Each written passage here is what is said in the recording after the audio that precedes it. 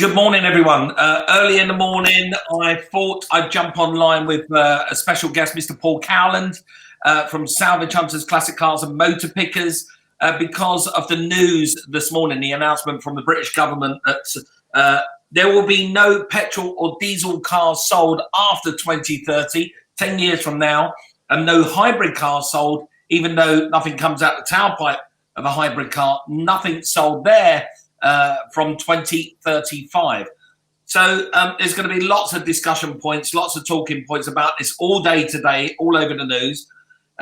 So I thought we would give you two opinions, one from me, I sell nearly new cars and work in the classic car industry, and Paul, who works in the classic car industry and traditionally has sold new cars.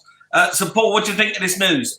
I think, well, to be fair, mate, I mean, we're both petrol heads, aren't we? We like the burning of dinosaurs, if we're honest. But, you know, it can't continue, can it? With my kind of bigger global hat on, I think it's good news for the world that we're reducing tailpipe emissions, particularly in inner cities and built-up areas. That cannot continue to happen. But as a classic car owner, you can't help but worry what the plan is. And also, although this kind of headline figure, we're taking cars out of circulation by 2030, new cars, and hybrids by 2035, they haven't mentioned the charging infrastructure or what the alternatives are or how people in flats or on lower incomes are going to be able to buy and store and charge these cars. So I think great headline, wonderful sentiment. I'd like a bit more information.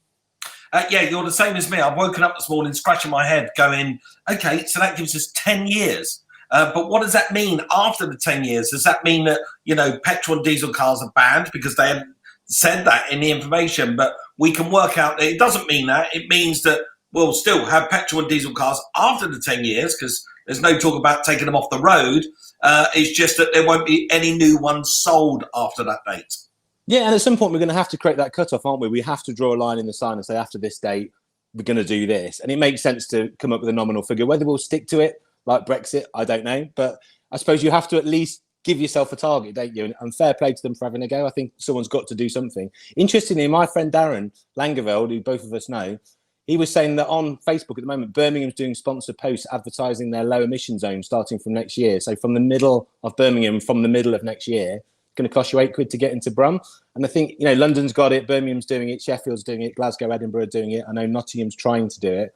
So you think it's going to get harder and harder to take an internal combustion engine car into a town anyway. Yeah. So it's all part of an inevitable strategy it's going to happen. We can't avoid it, I don't think. No, we can't avoid it. I mean, it was always going to happen.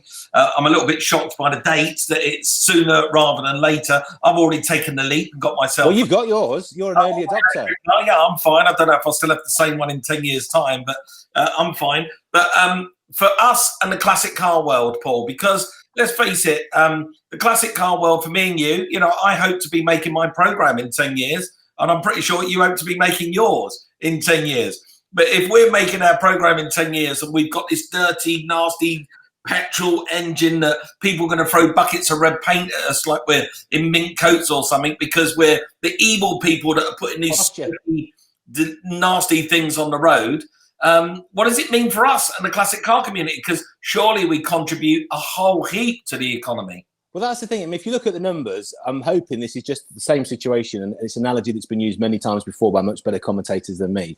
It's like when the car replaced the horse, people didn't start riding horses, did they? It just changed its role in society, and rather than being the thing that took the things to market, it just became something fun you did on the weekend or raced on a Saturday. So I'm just hoping that that's what cars become. And if you look, there's some great information that you sent me, funny enough. The Federation of British Historic Vehicle Clubs, they did a study into what we contribute. And the figures are pretty amazing. So there's 1.5 million classic cars in the UK.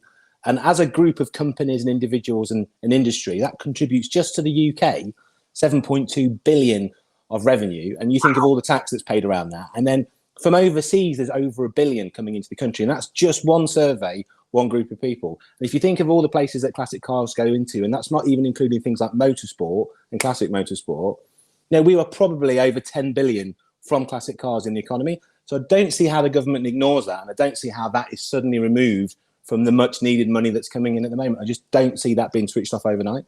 No, I totally agree with you, Paul. Absolutely agree with you. And I think that'd be a very deep and very long conversation that they'll be having internally at the halls, in the halls of Whitehall, because how do you switch that off? You just can't switch off a £10 million economy, £10 million, economy. It just won't work. It just simply won't work. So there's going to be lots of discussions about that. The thing that's going to worry me as a person that sells nearly new cars is how do I go into the future approaching what stock levels I'm going to be carrying, because up until 2025 it's going to be fine. We're still at Brewer Motors be selling petrol and diesel cars, but come 2027, 2028, that's going to become increasingly more difficult, because obviously the market's going to be much less for those cars because people won't want them. I think it's going to be difficult, isn't it? I think when you transfer to any new technology, do you remember when we moved from leaded to unleaded? You and I are both old enough to remember that. If you had a leaded car that you couldn't convert, it did drop the value off, didn't it? As the new unleaded cars came out. And I think that's kind of a very similar analogy, because do you remember at the start, only a few stations had unleaded. Yeah. If you had an unleaded car, it was difficult. And I think electric's going to go the same way. At the moment, the infrastructure is good, but not brilliant.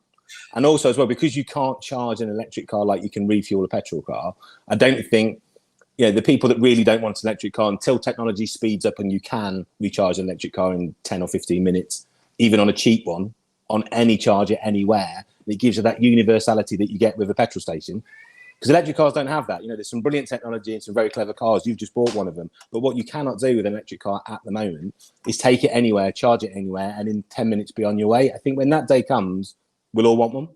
Yeah, well, they've said that they're going to pledge many billions into the charging infrastructure. But I'm going to tell you, Paul, from experience, electric cars aren't new. They've been around for over a century. Particularly in the last 10, 15 years, there's been many incentives to get the likes of me and you into electric cars and the general public. I have one charger in my area, one charger that is capable of charging the Taycan at just a fraction of what the car's capable of accepting. So it's 50 kilowatt charger. The car can take a 200 kilowatt charge.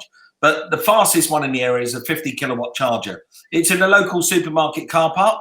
I've been round to try and use it 6 times since I've had my car. Each time I go around there, it's not working. That's the problem, isn't it? But also, when you have your Fortnum and Mason hamper delivered every week, so it's not really a problem if you can't get to the supermarket. That's the good news.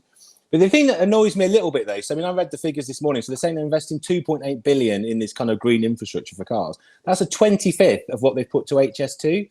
Now, particularly with the way that we're going, a lot of us working from home, I don't necessarily feel that HS2 is the solution that we need. Why not put that money into this?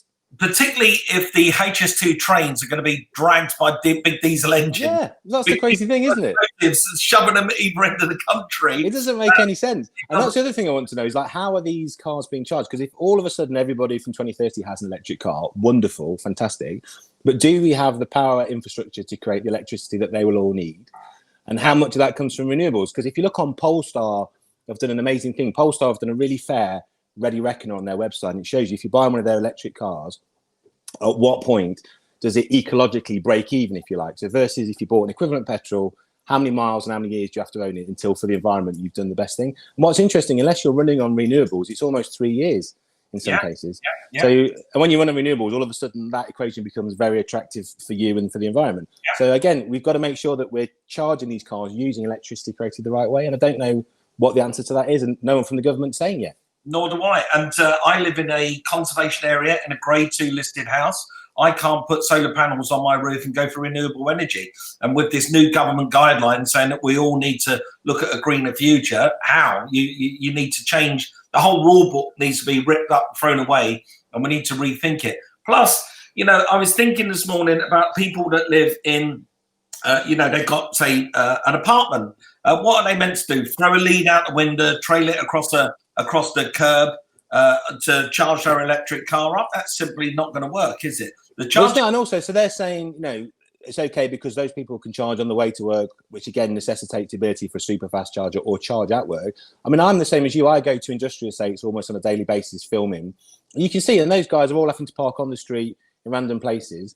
So I just don't see, for massive swathes of, factory workers, office workers at the lower level, I don't see how they get the infrastructure to charge their cars. And until you can make it universal in the same way that a fuel station is, a petrol or diesel pump is, that anyone can fill up any age of car worth any value for an equivalent amount in a short space of time, that's when it becomes, to me, a comparable technology. We're not quite there yet. No, we're not quite there yet. I think it's going to be really interesting the way this plays out in the future. It's great to get your insight on it, Paul. Thank you very much. Yes, thank you very much. But the last thing is, I mean, the other thing is, if you look at Germany, so Germany's putting billions into hydrogen just in case. And I don't see, again, in any of this government chat, which all seems to be very electric-centric, because hydrogen, you know, we've got one of the world's largest car manufacturers in Toyota creating an affordable hydrogen car. Again, the infrastructure isn't there for that yet. But, you know, like LPG, when that was the wonder fuel, it's not hard to put that in. It's not hard to put a gas into existing filling stations in the same way it's not hard to put gas or electric into existing filling stations. So are we missing a trick looking at that? Is electric really the golden or silver bullet we all think it is? Very good question. Very good question. All I know is it's the demise of fossil fuels as we know it, as you say, burning dinosaurs. I'm going to go and buy myself a black Dodge Charger, get myself a black leather jacket, and just wait for when we're all fighting and killing each other over that last few gallons of petrol that we can put into our classic cars. It's all going very Mad Max. I can't imagine it's going to go Mad Max in Royal Leamington Spa, but it might do in Nottingham. I can just see Tina Turner belting out the songs right now. I love it. Fantastic, Paul. Thank you very much for your time this morning. Really appreciate it. Always good to chat. Always good to chat to you. So don't worry out there, everyone. We've got another 10 years of driving around burning dinosaurs, as Paul says. And then once we embrace this new technology, I think we'd be fine. But if you've got an opinion on it, please give us your opinion. We'd be pleased to hear from you. All the best. Thanks, Paul. Cheers, Mike. Cheers, guys. Ta-ra. Bye.